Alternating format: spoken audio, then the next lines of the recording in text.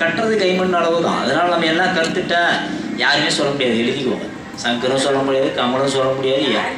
அவங்களே இப்போ ரஜினி சிவாஜியும் எம்ஜிஆரும் உச்சத்தில் இருக்கும் பொழுது 2 பேரும் சேர்ந்து ஒரு படம் பண்ணாங்க. அந்த படம் வெற்றி அடையல. கமல் அவர்களுக்கு மருதநாயகம் பெரிய பட்ஜெட்டில் பண்ணி படத்தை எடுத்து முடிக்கல. 70% கிட்டத்தட்ட தான் படம் முடிஞ்சிருக்கு. கங்குவா படம் சூர்யா அவர்களுக்கு பெரிய லாஸ்.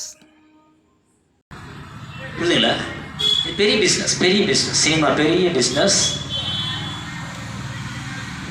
அதுக்கு பல காரணம். உங்களுடைய அனுபவம்னா வரும், தானா வரும்.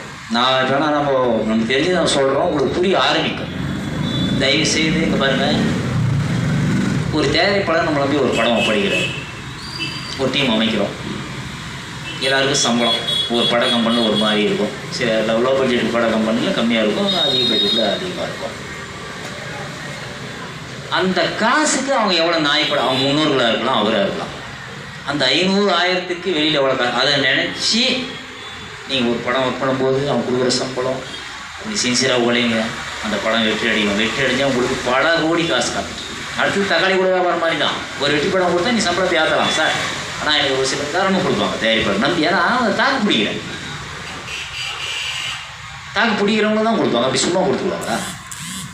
சும்மா ஒரு விஷயம் கிடைக்குது, ஒரு விஷயம் உட்காந்த இடத்துல கிடைக்குது, பல கோடி எவனாவது விடுவானா இந்த உலகத்தில்? எங்கே அந்த மாதிரி ஒரு விஷயம் இருக்குதான் சொல்லுங்கப்பா. நான் கூட சினிமா வேணாம் விட்டு வந்துடுறேன், ஈஸியான விஷயத்தை தான் தேடி வரலாம். அப்படி ஒரு விஷயம் இல்லை, சத்தியமாக இல்லை.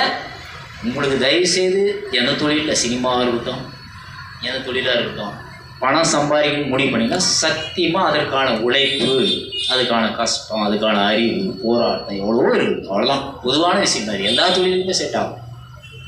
சினிமா மட்டும் நீங்கள் எதுவும் ஈஸியாக நம்ம மாவட்டம் சினிமாவை பார்க்கல, சினிமா பார்க்கலாம், தியேட்டரில் படமாக பார்க்குறோம். அதற்கான கஷ்டம், அதற்கான டீம், அதற்கான உழைப்பு எவ்வளவோ இருக்கும். அப்புறம் தான் ஒரு படம் வெளியே வருது. அந்த படம் வந்த அப்புறம் தான் வெற்றி அடைவது. சில விடாமுயற்சினால ஏதோ ஒரு 6-7 பாட்டு ரெடி பண்ணிட்டுருக்கேன், அவ்வளோதான். அது கமல் சார் தான் எனக்கு உதவி பண்ணி ஷார்ட் ஃபிலிமில் கூப்பிட்டு எனக்கு வாய்ப்பு கொடுத்தாரு. அது வரைக்கும் ரொம்ப நன்றி. எனக்கு தெய்வமும் கமல் 2 பேரும் தாங்க என்ன ஒரு அளவுக்கு ஊக்க வச்சுக்கிறாங்க. நன்றிங்க. இதுனா ஒரு 16 வயசு. 16 வயசில் எனக்கு சினிமா ஆசை வந்துச்சு. நான் ஏன் வந்துச்சு எப்படி வந்துச்சு, அந்த கடவுள் தான் கொடுத்தது எனக்கு அந்த வரம்.